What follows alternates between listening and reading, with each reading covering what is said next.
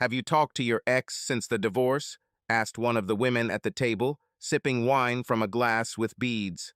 The ladies sat comfortably on the terrace of the Traveler Hotel. Brooke Puckett thought about the question before answering, "No, since I kicked him out and filed for divorce and a restraining order, I haven't seen or heard from him. He tried to talk to the children, but they ignored him after I explained to them what he did to us." Ellie, new to the company, asked in surprise, "Was the breakup bad? I feel the pain is still fresh. When was the divorce?" "A year ago. This bastard has been fighting for this for a year. When he realized that the children wanted nothing to do with him, he simply gave up, signed the papers, and left. But overall, he's been gone for 2 years now." "Good riddance," Brooke said with venom in her voice. The next question from Ellie was obvious. "Why did you do that?" "You mean divorced him?" "Because he cheated on me with his first love, Gemma Evans." A voice came from behind them. "Jake Vandam cheated. Can't be. He's not that kind of person. And as for cheating on me, I would remember that, wouldn't I? Impossible, absolutely impossible. I think you're playing one of your dirty games again, Mrs. Brooke Puckett." Brooke's head turned so quickly that the others thought her eyes were bulging out of their sockets. She said, well, look who was brought to us. You've got enough nerves. Look who's talking. You started manipulating Jake while we were still together. Your lies destroyed us, and you have the audacity to claim that Jake cheated on you with me. When the hell? Gemma objected. 2 years ago, as you well know. If Brooke's voice had claws, Gemma would be bleeding. "Oh no, if I slept with Jake, I would remember it, right? 2 years ago, I was 5,000 miles away in Edinburgh, Scotland. She studied general linguistics and taught non-English speaking students, and I can prove it more convincingly than you can prove that you are here at this moment. I was back for a week after 3 years overseas, and before that I taught at a high school on the other side of the country." Brooke turned pale. This scenario was not part of her plans and was very bad news for her. If it wasn't Miss Evans, then who did your ex cheat with? Brooke, now cornered, bit her lips. "He cheated on me and I kicked him out." But Gemma was not going to stop and replied, "And I think that in the process of disgracing and expulsion, you made it impossible for him to live here. It seems to me that even his parents were deceived by your machinations. For example, I don't believe for a second that he cheated, but I think that he realized something about you. Are these children his? This is a big question, but I have to go. Things are waiting, people want to talk, like Jake's parents." Brooke turned pale again. "Do not dare, I will make your life here miserable." Gemma looked coldly at the once beautiful woman, grinned and said, "Life hasn't been kind to you, has it? You need too much makeup to be presentable. In any case, don't spread your feathers, otherwise you'll get them dirty yourself. But I have to visit your ex-in-laws and tell them that I have an alibi for this whole nasty, cheating incident. Goodbye." Gemma headed towards the exit and turned around one last time. "Brooke, Jake didn't cheat, and I'm going to put everything in its place. Thanks for throwing it away. He will be mine as soon as I find him. As for your threats, do not make me laugh. Tomorrow I'm leaving for a new job and will never return to this nest of vipers. Now go and eat your lemons." With that, Gemma walked to her car and drove straight to the Vandam's house. The luxurious house was exactly as she remembered it. 3 parking spaces at the gate. Just outside the gate are 2 huge ginkgo biloba trees planted by Jake's great-grandparents when they got married and built their house. A long, shady path to the house and 3 wide granite steps to the door. Gemma got out of the car, opened the trunk to take out her laptop, and walked to the door. She knocked and waited. Jake's grandfather opened the door. "Yes, young lady?" "Good afternoon, Mr. Vandam. I'm Gemma Evans. Do you remember me? It's been a long time." Yes, I remember you. Wasn't your name mentioned in connection with the troubles in Jake's marriage?" "Yes, sir. I'm here to tell you that it was impossible for Jake to have an affair with me. I can prove that I was in Edinburgh at the time." The old man looked at Gemma with penetrating eyes, weighing her words. Gemma felt as if her soul was laid bare before those eyes. Finally, he said, "Call me Rufus, Senior," he said with sparkles in his eyes. "Yes, it's good and brave of you to come. My son and daughter-in-law are convinced that Jake is guilty.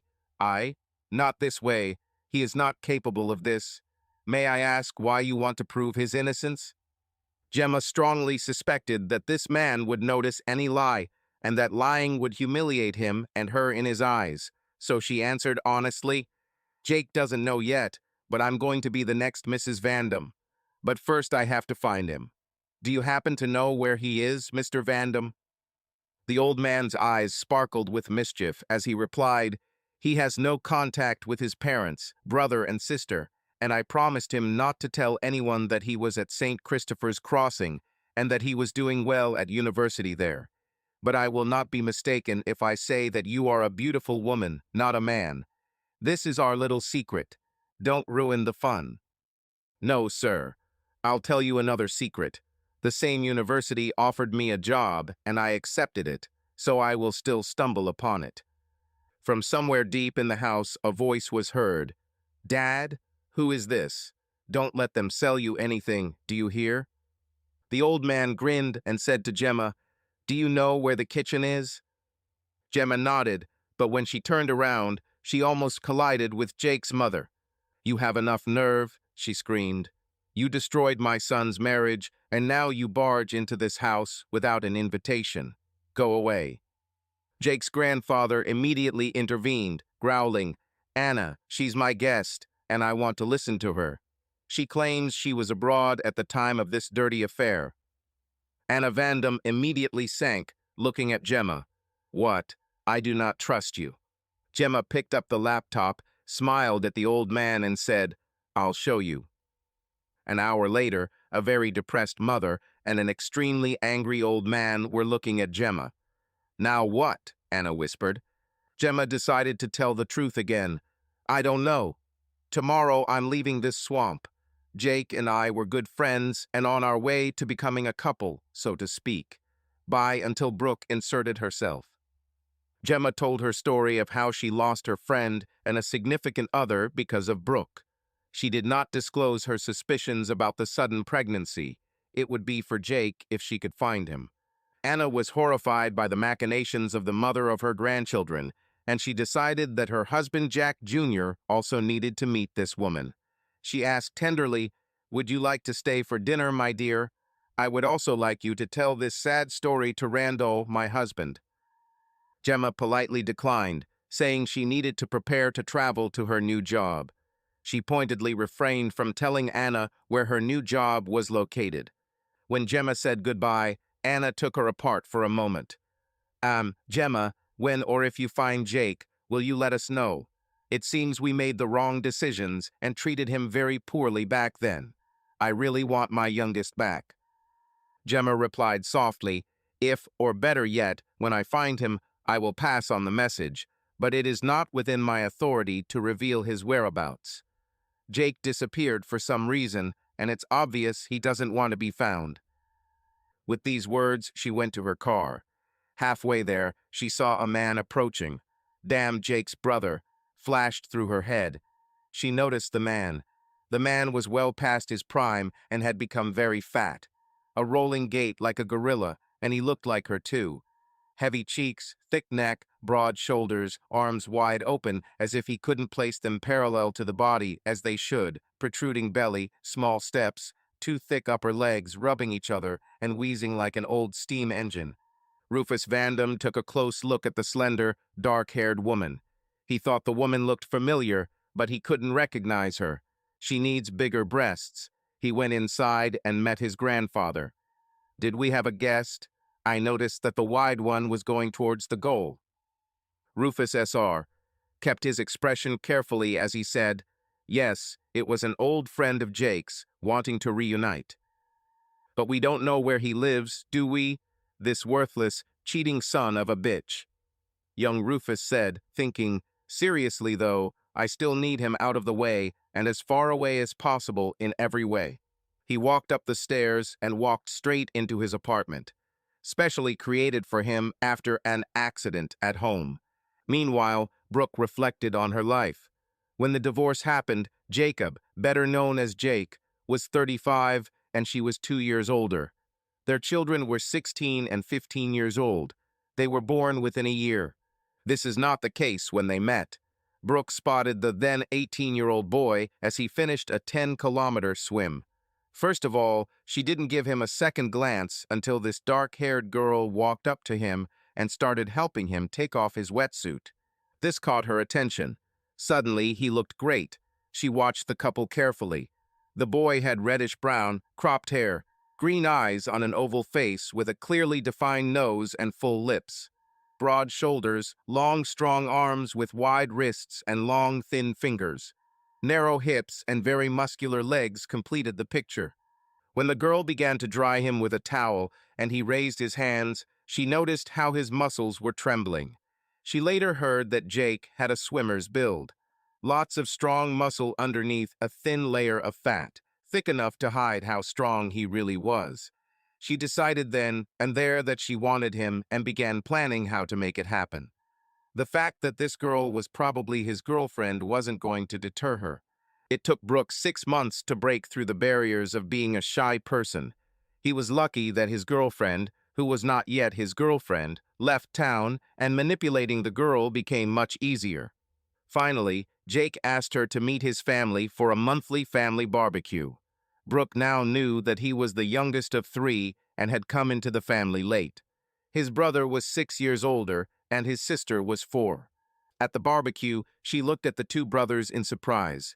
They were both the same height, had the same hair color, and roughly the same face, but that was where the similarities ended and the differences became obvious. Rufus weighed at least 60 pounds more than Jake. While Jake was elegantly built without too much obvious muscle, his brother was built like a brick house, with large, heavy, bulging muscles. Also, while Jake was reserved, took his time to formulate an answer, and spoke in a soft and measured tone, his brother was braggadocio, booming and superficial, with a lot of showing off. Rufus noticed his stupid little brother's beautiful girlfriend. He despised this little brat. He found him too smart for his liking. He decided to give the young woman a little extra attention, a little loving attention. It took Rufus 2 weeks, a lot of gifts and attention to get Brooke on her back, and was very willing to live in a decent hotel. An hour later, it was all over. Brooke was stunned and very carefully relaxed. It was fast and brutal. It was nothing more than ordinary animal fornication, and she was so shocked that she forgot the condom, but Rufus didn't. Condoms were for weaklings.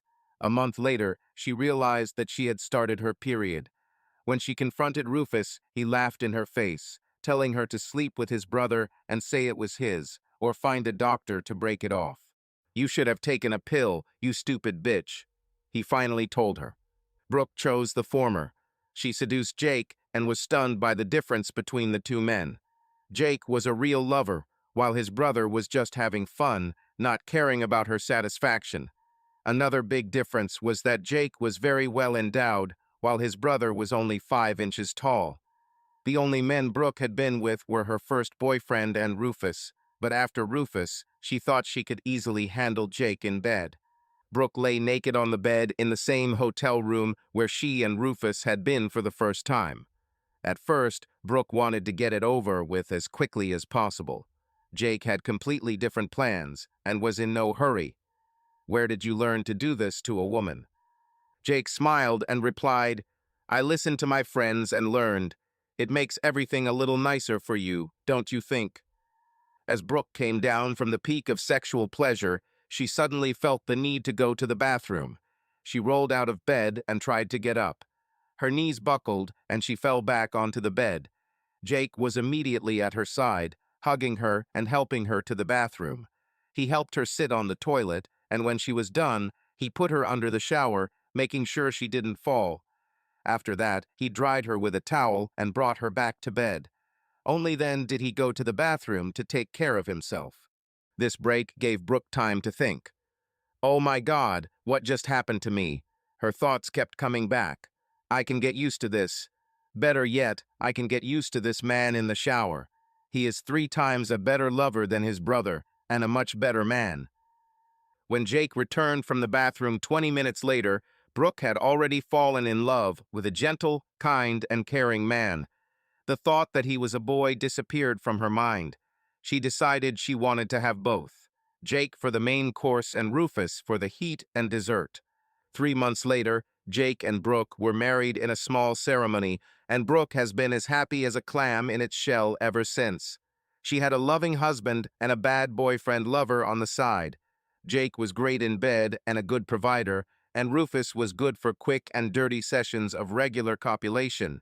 She got a kick out of getting away with it all. 13 years later, his lifestyle caught up with him and disaster struck for Rufus. Long-term, heavy use of muscle-building substances had finally taken its toll, and it was steep. His heart, he simply collapsed in the gym and was saved by the fact that a nurse was working nearby. She immediately began resuscitating him. She continued until the ambulance arrived, and the automatic CPR machine was set up on Rufus in the ambulance.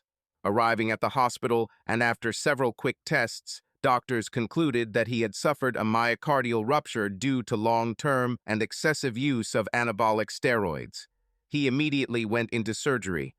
Rufus was discharged from the hospital as a completely different person. The prominent musculature has disappeared.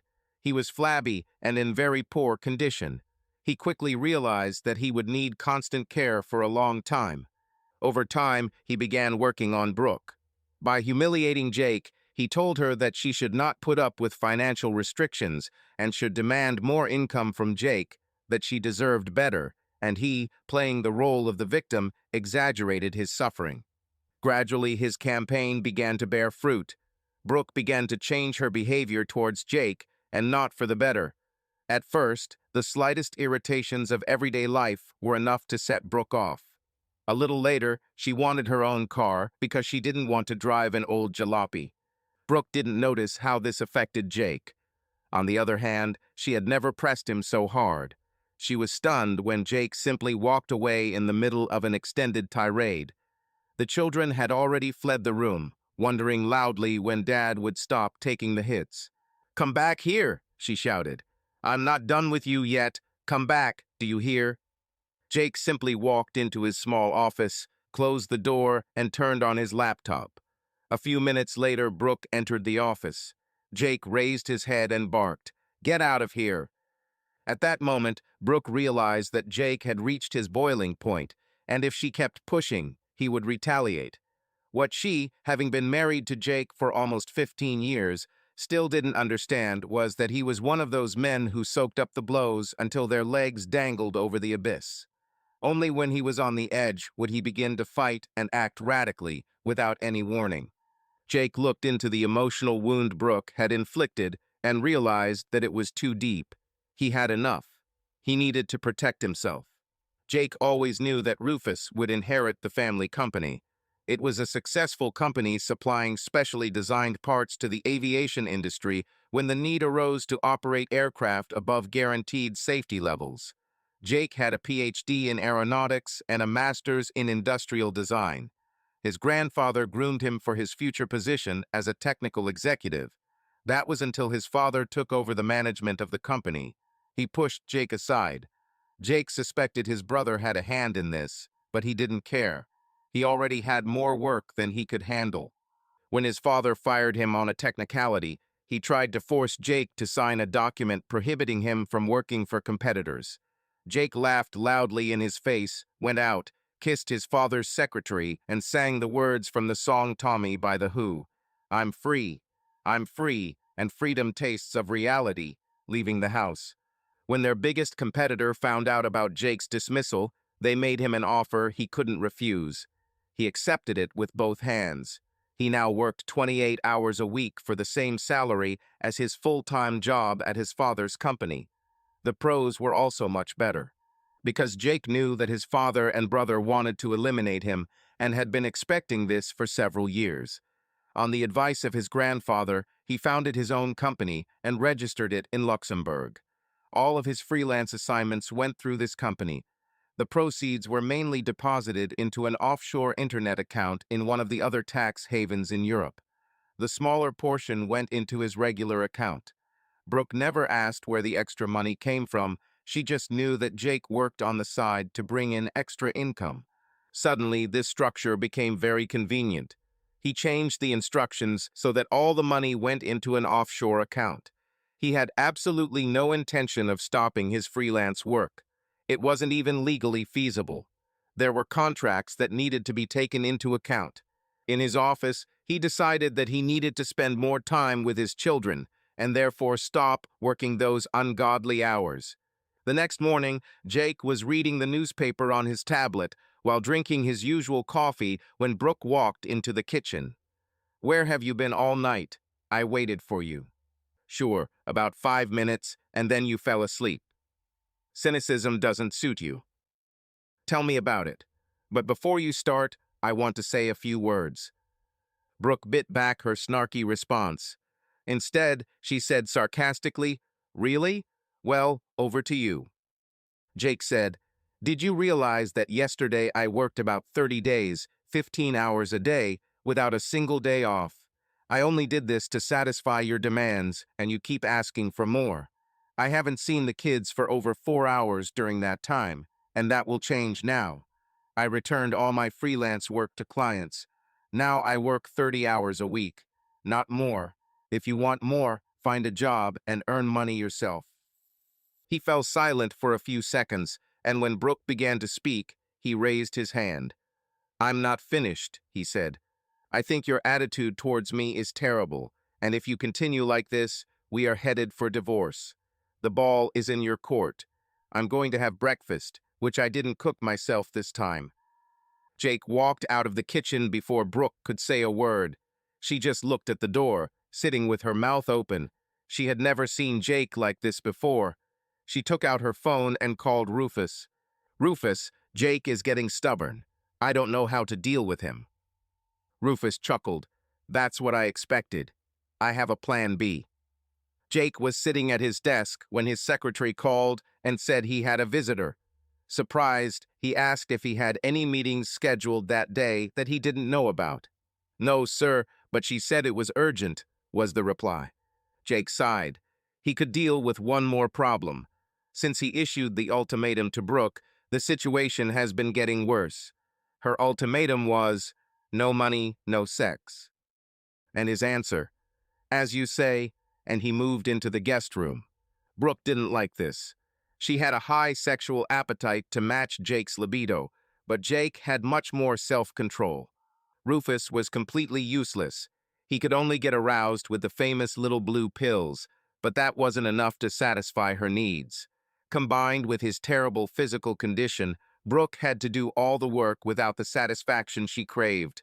After 2 weeks, she began climbing walls and tried, unsuccessfully, to seduce Jake into submission. Returning to the problem.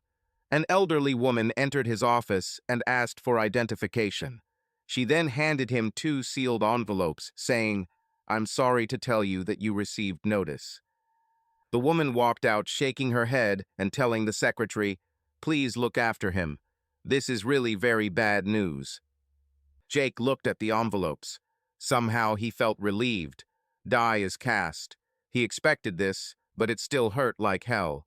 What he didn't expect was a restraining order banning him from contacting his wife, children, and parents.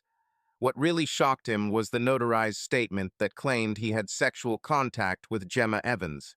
With great pain in his heart, he began the necessary processes.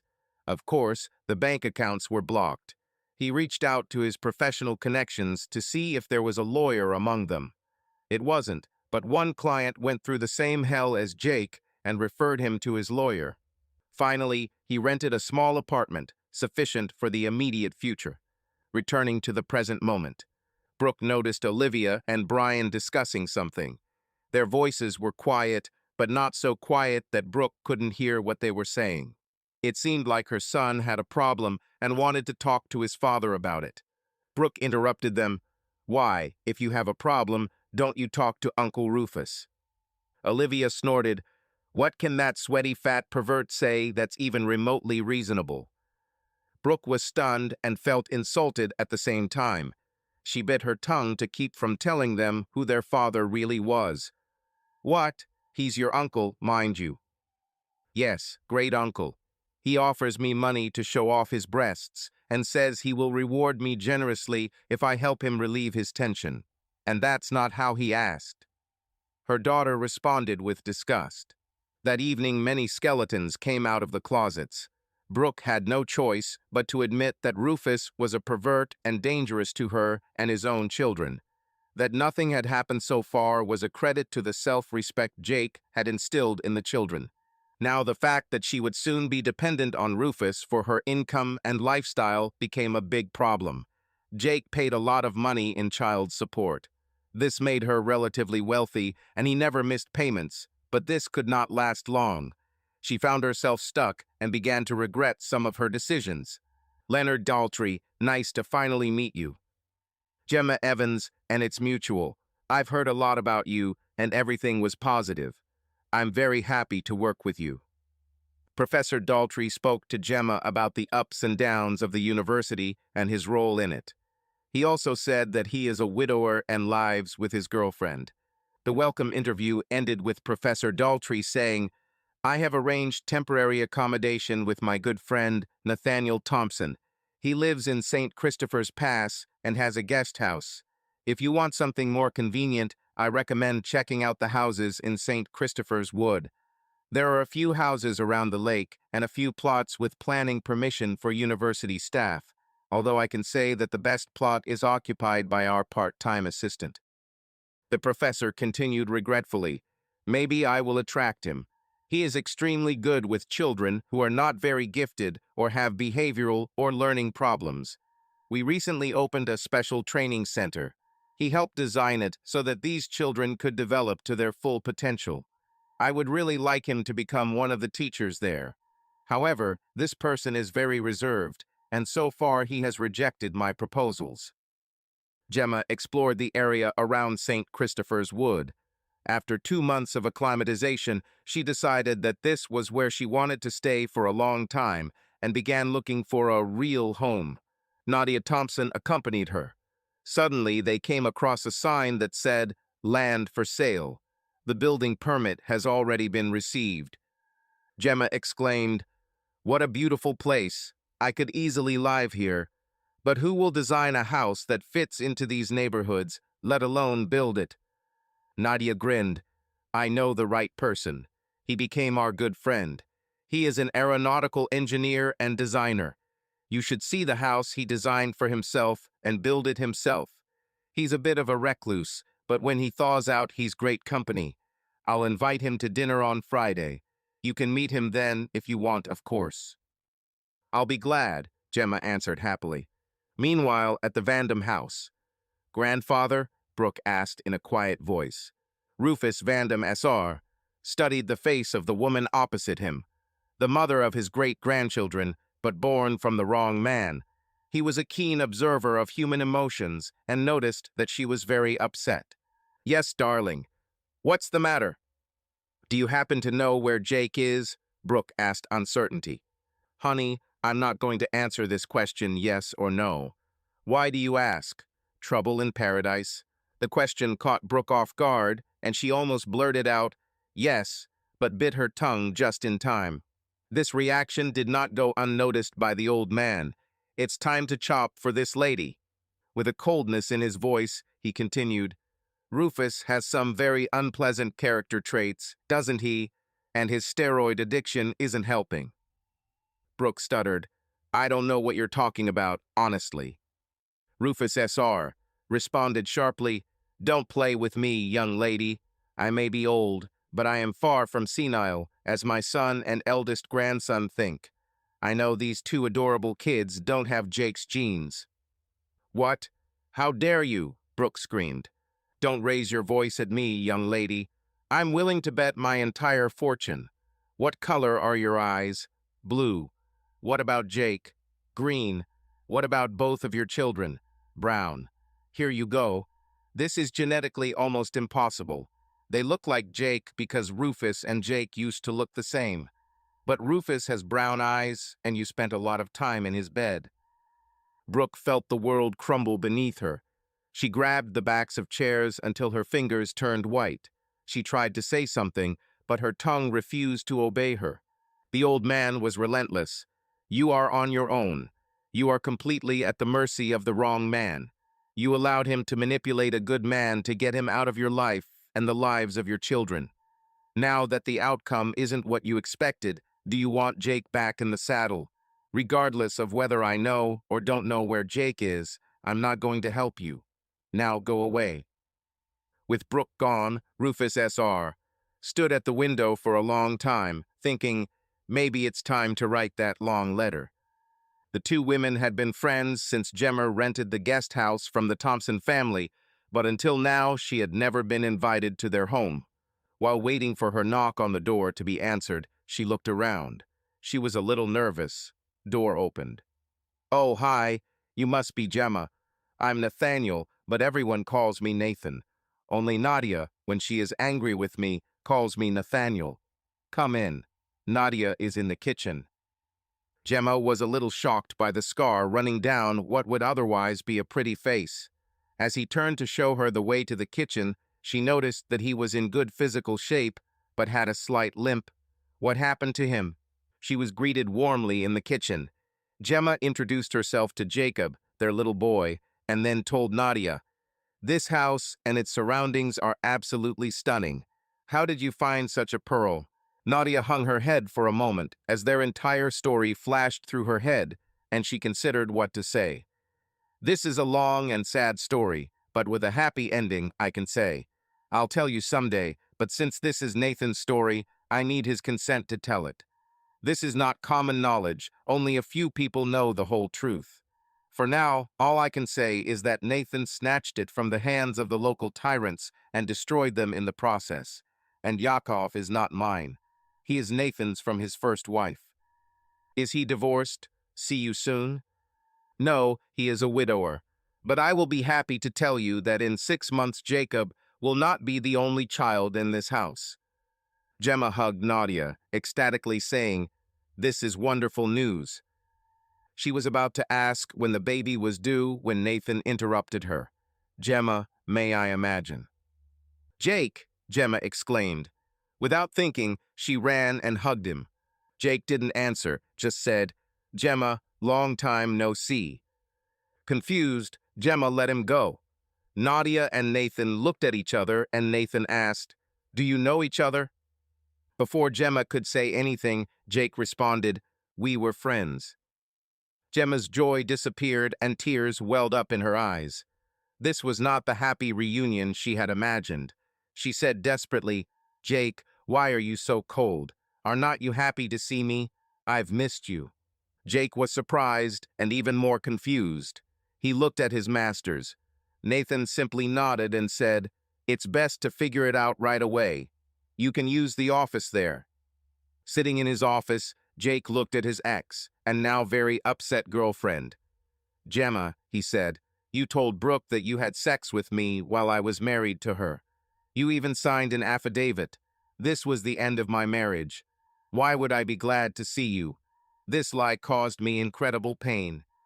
Suddenly, Gemma realized how deep the lie was. She resented Brooke for all the manipulations she had done to destroy Jake and his reputation in the community where he lived.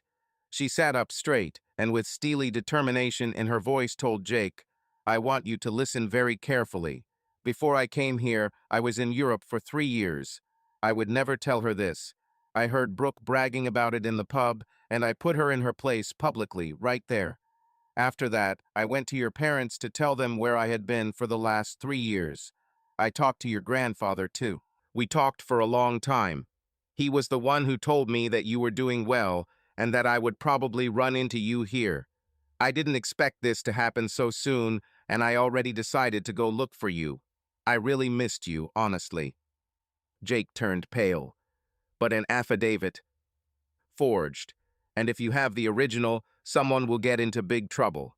Jake, I loved you, I still do, but I would never have gone to bed with you when you were married. I would never do this to you. All this time I thought you betrayed me and wondered what I did to you to deserve this. Do you believe me?" "Certainly. You've given me at least one verifiable fact that can be verified with one call to my grandfather. I believe you can prove the rest just as easily. The most important thing is that you have never lied to me in the past. So yes, I believe you. Gemma felt relieved. This obstacle has been overcome. The next thing is how to convey your feelings for him. And will he reciprocate? She swallowed and mustered all her courage, asking, "Can we kiss and make up?" As she did so, she pushed her chair back. Jake did the same, walked up to her, hugged her, and asked, "Can you forgive me?" "For what?" Gemma asked indignantly. "You were a victim of manipulation at its worst. You have nothing to forgive." Jake wanted to kiss Gemma on the cheek, but Gemma quickly turned her head and their lips met. Her arm wrapped around his head, and she gently touched his lips with her tongue. After that, she pulled away from the kiss, smiling widely. Jake felt overwhelmed. "Did you just kiss me? Did this really happen? Did you just kiss me?" he asked her. "Yes, I've wanted this ever since I found out you were no longer married to that liar. I already told Brooke that I'm claiming you. Just tell me when I'm too fast. But slowly or quickly, I will pursue you." Jake considered this, enjoying the feeling of Gemma's body pressed against his. "You know I'm damaged goods, right? There are reasons why I am building my home in such a remote location. I can only do everything slowly. I needed to heal first and never had the courage to face my demons. It's too painful. Let me in, I'll be next to you. Always. I know you married that liar because she was pregnant. Otherwise, you would have married me. And what's worse, I did some calculations and I doubt that your son is really yours. Something is wrong here. Now it's time to join our hosts. One final piece of advice, if you will. Accept a job offer from Professor Daltrey. It will be of great benefit to you. When they returned, Gemma simply said, "Problem solved. He's mine now, although he's not entirely sure about it yet." Nadia clapped her hands with joy. "Great. It was fast. What's next?" Gemma pressed herself against Jake and pulled him towards her. She smiled and answered with deep joy in her voice, "I have plans. One of them is to take revenge. The other is to never let this handsome guy out of my sight again. And the last one is who should I turn to acquire that piece of land that we saw this afternoon." The dinner was a great success and fun. Gemma told jokes from when they were friends. After dinner, the conversation became more serious and Gemma finally asked the difficult question. "Jake, has this liar explained how she gave birth to a fully formed son after 6.5 months of pregnancy?" She didn't explain. "You forget that I was there and was so stunned that I never realized it. In retrospect, that was very stupid of me. But what are you hinting at?" Nathan, knowing from first-hand experience how overwhelming a birth date can be, responded softly, "That it might not be your baby and that you were set up. But they look like me and look like each other like brother and sister. There is no doubt about that either. Both." Jake fell silent, afraid to voice his thoughts. Immediately, two women rushed to him, hugged him, and whispered soothing words into his ear. Jake pulled himself together and asked, "What now? I need to know for sure." Nadia took his hand and asked, "Can you think of a person who looks like you? Perhaps a cousin?" Gemma screamed, "Rufus, it must be him." Jake said, "No, they don't even like each other." Nadia quickly interrupted him. "Or it was a game so as not to arouse your suspicions. I think there is only one way to know for sure, an official paternity test. That means you need a good lawyer, and I know one thing. Donna Marshall, she's not one of the best, she's the best. Nathan, can you call her?" Brooke felt bad. 2 weeks after Jake's grandfather made it clear to her that he would not help her find Jake, she still couldn't find a way out of this mess. She didn't want her children to be influenced by Rufus anymore, but she still needed his money. She was preparing dinner while the kids were doing their schoolwork when there was a knock on the door. She looked through the small window and saw a man and woman standing on the other side of the door. She opened it and asked, "How can I help?" The woman asked, "Are you Mrs. Packett, Mrs. Brooke Paquette, formerly married to Mr. Jacob Randall Vandam?" Yes, what's the matter? Now the man answered, I have a warrant. We need to take DNA samples from your children. Failure to comply with this warrant will result in arrest. What? Who? Why do you need my children's DNA? For a paternity test, the woman said simply, and thereby pulled the rug out from under Brooke's feet. Brooke always had a vague hope that children might be the only reason for Jake to return to her. Another very big reason was that Jake was paying significant amounts of child support. If he finds out that the children are not his, this will stop immediately and she will lose her comfortable lifestyle. Meanwhile, at the Vandam residence, another pair of medics, accompanied by a police officer, were knocking on the door of Rufus Vandam's apartment. Rufus S.R. watched everything, thinking, it looks like Gemma found Jake, and Jake realized it. Now all hell will begin. Rufus Jr. refused to cooperate and attacked the police officer. The overweight man was no match for the young and strong, and soon Rufus S.R. was watching his grandson make the humiliating walk to the police car. 2 weeks later, Jake, the results have arrived, Gemma shouted from across Jake's apartment. Gemma was afraid of the results. Either way, it will be very difficult for Jake, and she will have a lot of work to do to support him. Jake and Gemma sat on the couch and Jake read the document and the accompanying lab results. When he finished, Gemma saw that he had turned pale, and suddenly she became very worried. Jake, what happened? You look like you're having a heart attack. I'm not having a heart attack, but I'm going to give some people them. Both children are Rufus's, and he and that cheating ex-wife will pay me for everything they've done.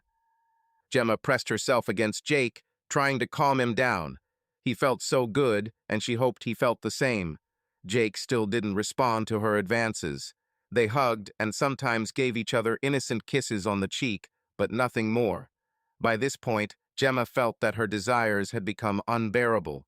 She looked into his eyes, and suddenly Jake looked at her with a vulnerable and shy look. Gemma, please don't get me wrong. I love you with all my heart, and I blame myself for allowing myself to become infatuated with Brooke while you were away. I know that you need and want more than I can give at the moment. Please believe me when I say that the feelings are mutual.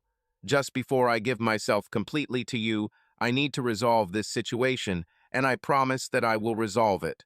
I will resolve it in the harshest possible way, and I don't want you to be in the middle of it. Besides, if we start now, I feel like you will be a comfort to me, and it won't be fair to you and your feelings for me. I completely understand if you don't have the patience for all this and want to be free. Just tell me, and we will part without any hard feelings on my part. Relief washed over Gemma like a cool shower after a hot and tiring day. She knew how difficult it was for this shy man to express his deep emotions and was keenly aware of the deep love behind those words. She gave herself a few seconds to enjoy these feelings. Gemma released her hand from behind Jake's back, pulled his head towards her, and kissed him like she had never kissed a man before. Gently, with a light touch of her tongue on his lips, and with all the love that she could give to this gentle and handsome man. To Jake it was like a 9-volt battery on his lips. He was stunned in every way. Firstly, it is obvious, and secondly, that Gemma did not want to accept the solution offered to him. She said quietly, her lips almost touching his, "Nonsense, Jake. No more excuses. You won't get rid of me so easily now that you've confessed your love to me. I will be by your side every second to support and help you." Jake hugged Gemma. I kissed her on the head, thinking, God, she smells so good. And he whispered shyly, can you put off building your house until this mess is resolved? By then you may no longer need it. I can just as easily expand and update my home according to your wishes. Gemma was stunned. Did he just ask me to live with him? She decided to clarify. Does this sound like an invitation to move in with you? Yes. You just committed to me, and I want you to know that I am just as committed to you. If you want a ring and a ceremony to match, I'm fine with it. But for me, marriage is an empty phrase. If we tell each other that we are a committed couple for life and jump over the broom, it will be just as valid for me. Yes, I want a ring. I want the ring as the symbol. It has always been in its simplicity. So I want a small, simple, sleek gold wedding ring, and I'd like you to have one just like it. I'll bring the broom as soon as your vengeance is done." Later that week, Jake and Gemma sat in Donna Marshall's office while Jake explained that he wanted payback, like napalm. Donna patiently explained that she was not qualified for this. Jake needed a shark, a bull shark to be exact, capable of navigating turbid waters and attacking unexpectedly and effectively. However, Donna knew someone, a colleague, who was in a similar situation as he was now, and he hates those parasites who do this to others. Her mentor introduced him to her, and from then on they referred clients to each other or worked together on certain cases. A little while later, Brooke was doing housework and thought there had been no reaction since the DNA tests were done. Cautiously, she began to hope that things would calm down.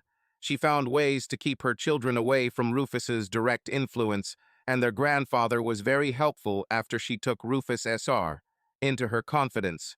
It seemed that Rufus Jr. had been quite afraid of Rufus Sr. ever since he was taken from the apartment by the police.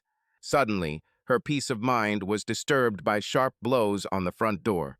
She went and opened the door, and there stood Rufus. His face was purple, and his fat figure shook and trembled. He shouted at her, "What is this?" waving a bunch of crumpled documents in his hand. Brooke took a few steps back. "I don't know. Tell me." Rufus shouted, "That bastard brother is demanding a huge amount of money from me for raising my children, and to satisfy these demands, he has confiscated all my assets." Brooke staggered and sat down in a chair. My God, Jake is awake and hunting. Now he knows that the children are not his, and there will be hell. If he follows me, I'm completely screwed. Edmond Dantes will seem like a teddy bear compared to Jake. She began to be very afraid that her luxurious life had come to an end. Rufus Jr. was still screaming furiously when there was another knock on the door. Brooke tried to ignore it, but the knocking became more insistent. She took a deep breath, stood up from her chair, and walked to the door. Opening it, she saw a small man in a hat, with round glasses and a mustache, somewhat reminiscent of Professor Tournesol from The Adventures of Tintin. Behind him stood a woman with a video camera, on which a red light was blinking, indicating that it was being recorded. "Are you Mrs. Brooke Packett?" he asked. When she answered in the affirmative, he handed her the envelope and said, "It has been delivered to you. Have a good day." And he headed to the waiting car. Brooke watched them with worry in her heart until the car disappeared around the corner. Only then did she return to the house, sit down on a chair, and open the envelope. The fear intensified when she looked at the documents. There were DNA test results proving that Jake was not the father of either child, but his brother was. The following documents contain demands for the return of money received as child support, including interest and various other demands, since she made him think that the children were his and lured him into marriage with false accusations. The demands amounted to a staggering amount of money. There was another lawsuit from Gemma Evans for falsifying an affidavit and another for defamation. Brooke panicked until Rufus told her that the company would cover her expenses now that everything had been revealed. After all, she is the mother of his children, isn't she? Later that evening, Brooke attended a family dinner. Rufus Jr. began to explain that they had developed feelings for each other and Brooke was now his girlfriend. He will take care of the children after their lawyers fight off the ridiculous demands of his idiot brother and his bitch. Grandfather intervened gently. "You'll have to find your own lawyer. The company is not going to pay your and the liar's legal costs. Jake has suffered enough at your hands." Silence reigned on the table. "What?" Jake's father shouted. "Why not? He has the right to defend himself against these ridiculous accusations, doesn't he? The company has very capable lawyers to counter this slander." Rufus Sr. laughed quietly and replied, "First of all, the accusations are not ridiculous. They are completely true. Children from Rufus and Brooke. They cheated on Jake from the very beginning, and it seems Jake has genetic proof that the children are not his, but Rufus. If so, Jake has a good reason. Besides, the company has strict rules about office romance, and you broke all of them. So if the lawyers work, it won't be to fight Jake, but to enforce the company rules that Rufus broke the entire time Jake was married to Brooke. Jake's father exploded, "You can't do this. I'm the CEO, not you." Rufus S.R. laughed softly and replied, "But I have 70% of the shares of this company. I am the chairman of the board of directors. The board of directors can override any decision of the general director. Therefore, our legal team will not be used to fight a losing battle against a claim just to satisfy your ego." Rufus Jr. exploded with rage. He kicked the chair and left the room. He stood in the corridor, breathing heavily and trying to collect his thoughts. Rufus S.R. threw down his napkin, apologized, and followed the younger one out. In the hallway, he almost felt sorry for the wreck of what had once been a man, until he remembered what he had done to his brother. He walked past and said quietly, but with a poisonous, steely voice, "If I find out that you are trying to frame your brother again, I will bury you so deep that even the devil will not find you." Understood. Rufus Jr. was a little taken aback by the attack, but soon his ego and arrogance took over, and he growled back, "How are you going to do that, old man? I have influential friends too, you know. Just try it, and you'll find out that this old dog can still bite." With that, Jake's grandfather walked by, lightly patting the still panting man on the back and saying, "Tusk, Tusk, you need to do something about your condition, or you'll never live to see old age." In his office, he sat down at his desk, grabbed his trusty old Rolodex, and found the number for St. Christopher's University. The next morning, at breakfast, Rufus S.R. was besieged by his sons Randall and Rufus Jr. with a request to allow them to use the company's legal advisors. After a long and careful review of the documentation, they both realized that this legal battle would be costly, and the only way to win was to fight as long as possible in the hope that Jake would run out of money. Unfortunately for them, the old man stood by his decision and even strengthened it by saying, "If I even suspect that you asked the company lawyer for advice, you will be fired and thrown out on the street before you understand what happened. This is an abuse of company assets." Understood. He attacked the two men, leaving the dining room. At his desk, he called the university. "Good morning. This is Professor Vandam. I'd like to speak with Professor Daltrey. If he can spare the time, I would be very grateful." A few minutes later, he heard a familiar voice. "Rufus, old friend, I haven't heard your voice for too long. How are you?" Rufus S.R. smiled, but answered seriously, "Mentally, I'm fine. Physically, not very well. But that comes later. I need a favor, one favor involving two people." "Always, my friend. You supported me in that nasty case with that guy Short, who was blackmailing university students into going to bed with him to get credit. You were always on my side. Now I can repay the debt. I don't think you'll like this, Leon. I will come to you and try to lure two of your employees into my company. I have no other choice anymore." "Which two?" "Jake Vandam and Gemma Evans." "Ah, I understand your grandson, but Miss Evans—" "I spoke to Miss Evans, and she told me that she had heard rumors about Jake's marriage and some shenanigans. She came to us to fix it and told me that she wanted to look for Jake now that he was divorced. Watching the chaos in my family, she found him, and I seriously expect that they are now inseparable." "You are not mistaken. When can I see you? I ask so that I can make them available when you want to talk to them." "Is it a 2-hour drive? I can leave in half an hour. I wish you could attend too. Is this possible?" "I will make it possible. You seem to be in a hurry." "Yes," Rufus S.R. answered simply. "See you in a few hours." Later that day, Leon was shocked by his old friend's appearance. He looked frail and tired, but his voice was strong and his eyes still sparkled. Before Leon invited Jake and Gemma into his office, the old men had an intense conversation. Jake, Gemma, Leon, and Rufus S.R. were sitting in Leon's office. The reunion between Jake and his grandfather was bittersweet.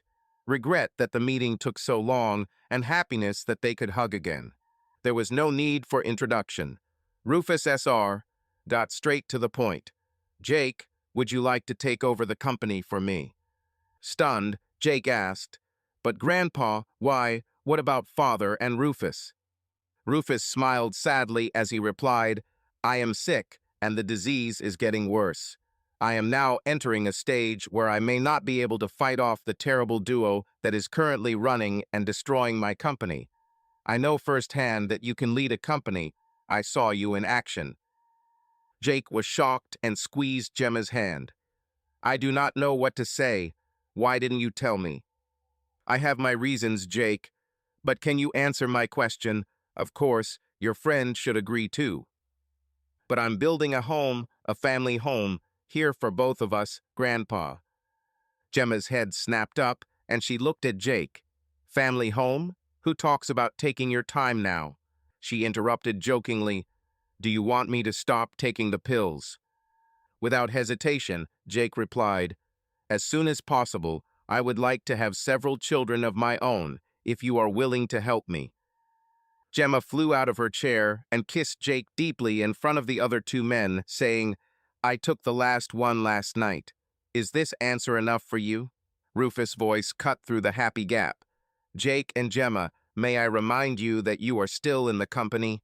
Oh, and Jake, the company's offices are less than an hour away." Jake looked into Gemma's eyes. Gemma nodded subtly for Jake to accept Rufus' offer to lead the company. Jake turned to his grandfather. "The question remains, what about my father and brother?" "Leave it to me. Once you take control, they won't be able to interfere with you. You're not the only one holding a grudge." "When do you want me to take over?" "So you agree? To manage a company, it makes me so happy." "Yes, grandfather, we agree.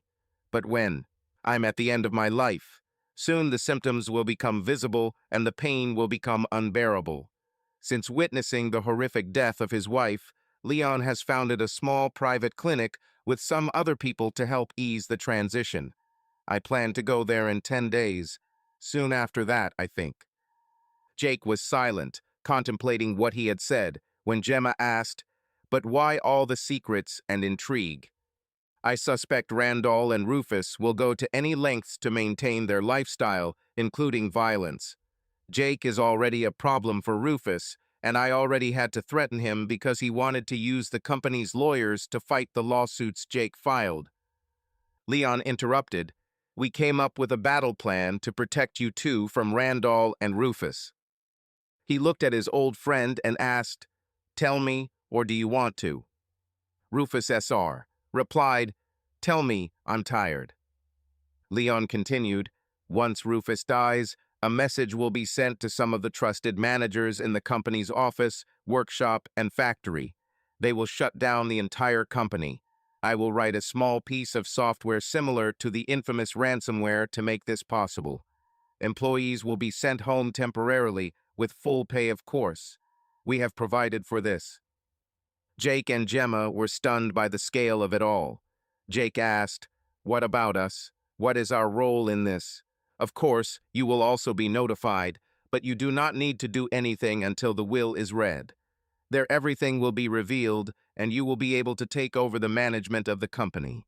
By then, Randall and Rufus will be the least of your worries." Jake's grandfather sighed wearily. "It's already settled." He looked at Jake and said, "I'll write you a letter to explain everything. At this point, it's best that you don't know what exactly has been done." "Grandfather, will you allow me to visit you at the clinic?" Jake asked with a tremble in his voice. "No, son, it's better to leave me alone. It won't be a pretty sight, and I want to be alone when I meet my maker. This is our goodbye.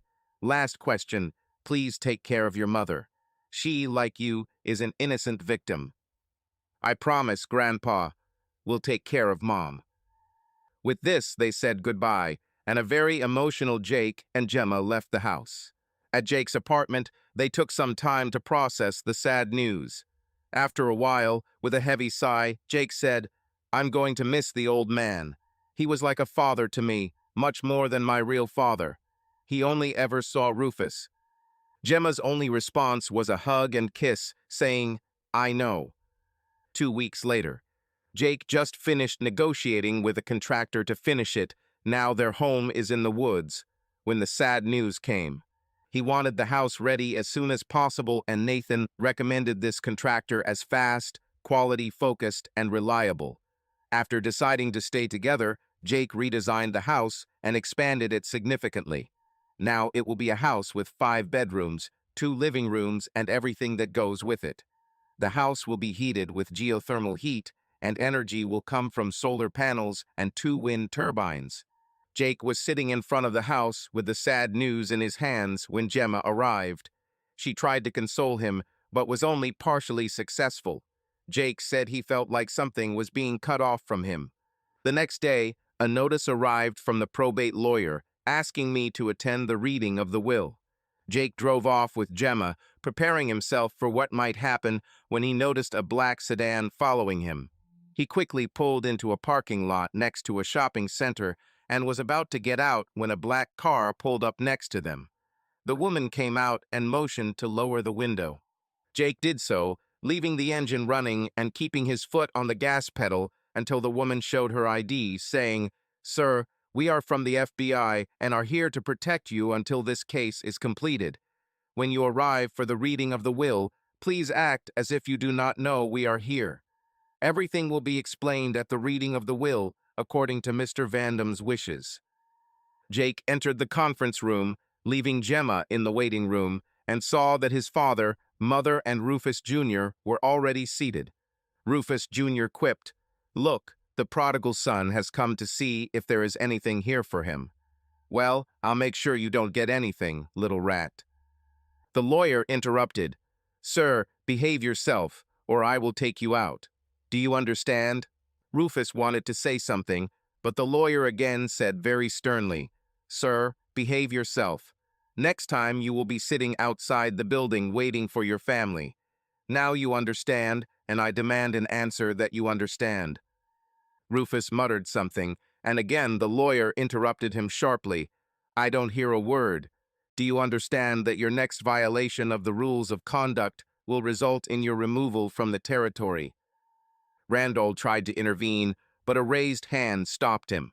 He recognized a man not to be trifled with. "Okay, now that the pranks are over, we can start the official part." Jake suddenly had an idea. It was like a scene from The Lord of the Rings where Gandalf was cleaning up the mess. The lawyer was the same person, friendly and gentle, but with an explosive temperament for those who tried to provoke him. Suddenly, he became hard, unyielding, and quick to punish. He was brought back to reality when he heard his name, just in time to hear it being read out loud. "All of my holdings listed in this office pass to my only son, Jacob Randall Vandam, who will also henceforth serve as my successor as chairman of the board of directors of Vandam Aeronautical Industries." "What? What does Grandpa mean by only son? This is the father, isn't it? What's happening?" Jake thought with bewilderment.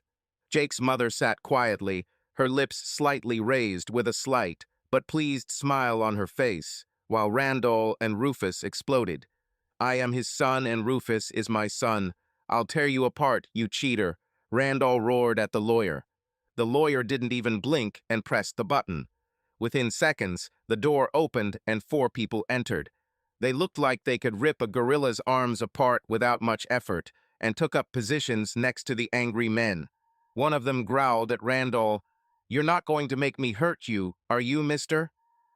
Randall immediately deflated, but Rufus, not having much self-control, tried to attack Jake, shouting, "I'll kill you, you bastard."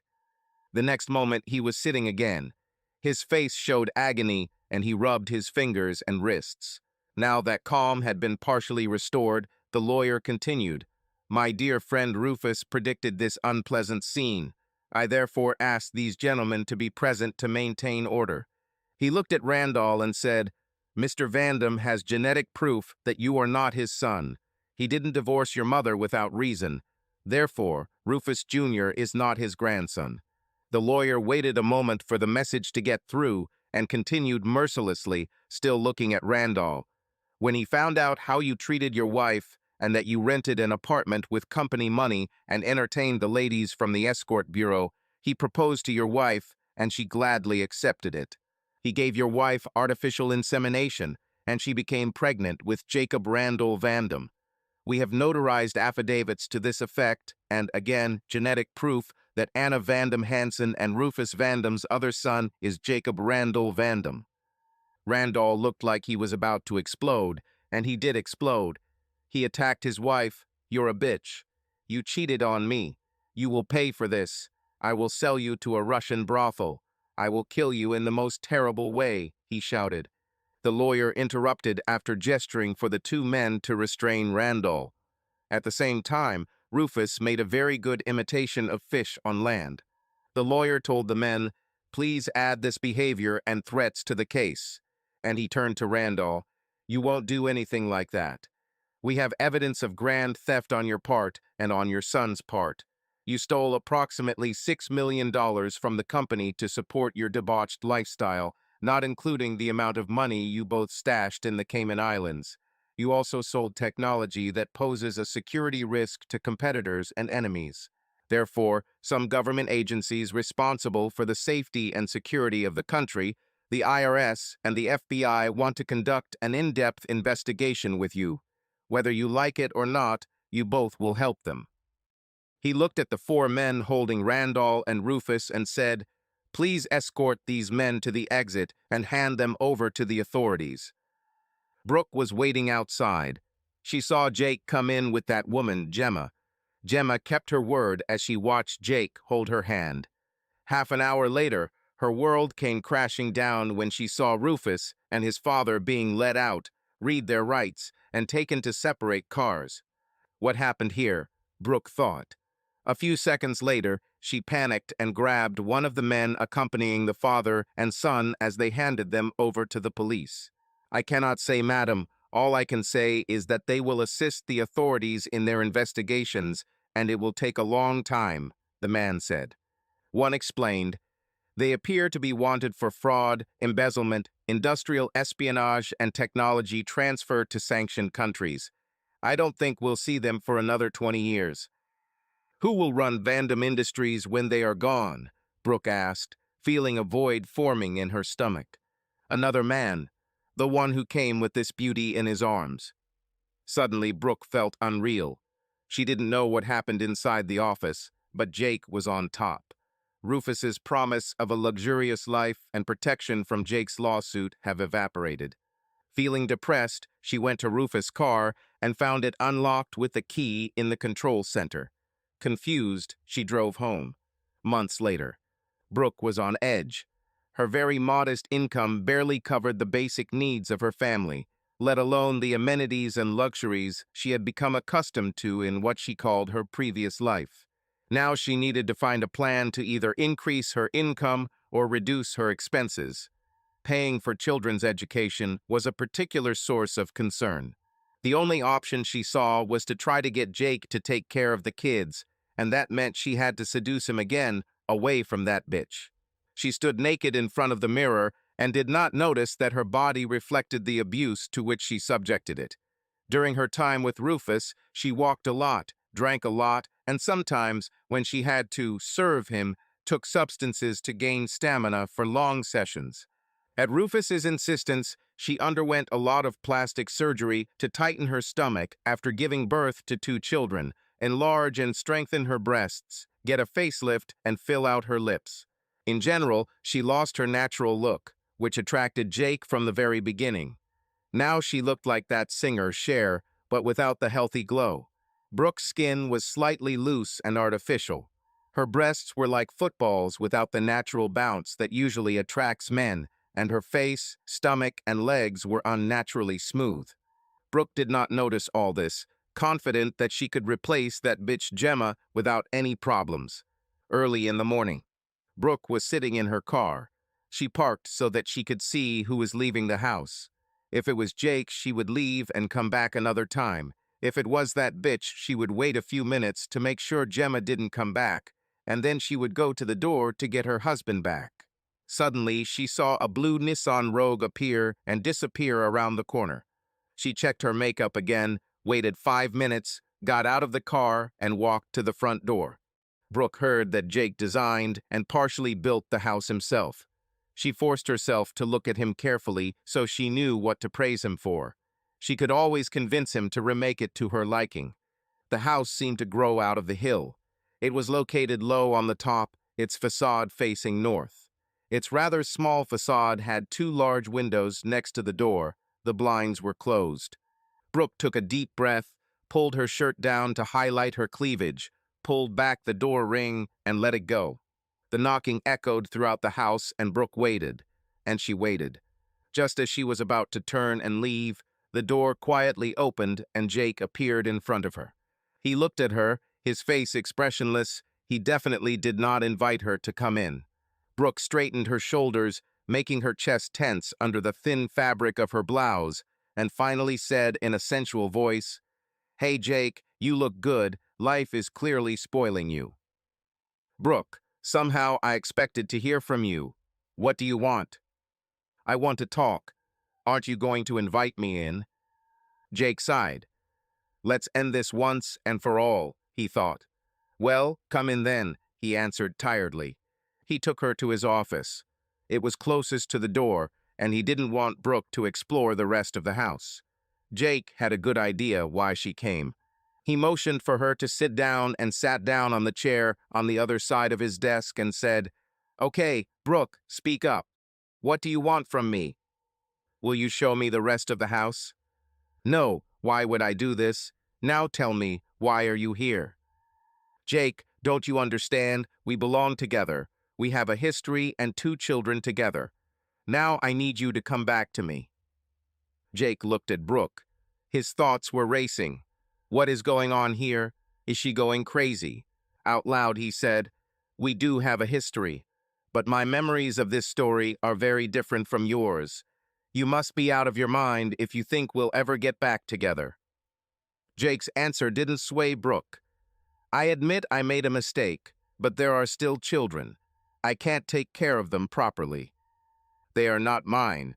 I have convincing evidence that they are from my half-brother. So why should I do this? You raised them for a long time and did it very well. Rufus could never take proper care of them." Jake sighed and replied, "Don't worry, I'll take care of them. Only because my mother, their grandmother, asked me to. She begged me to take care of them, so I arranged everything so that you could not get this money. I'm definitely not going to improve your lifestyle." Brooke got angry. This was not how she imagined this conversation.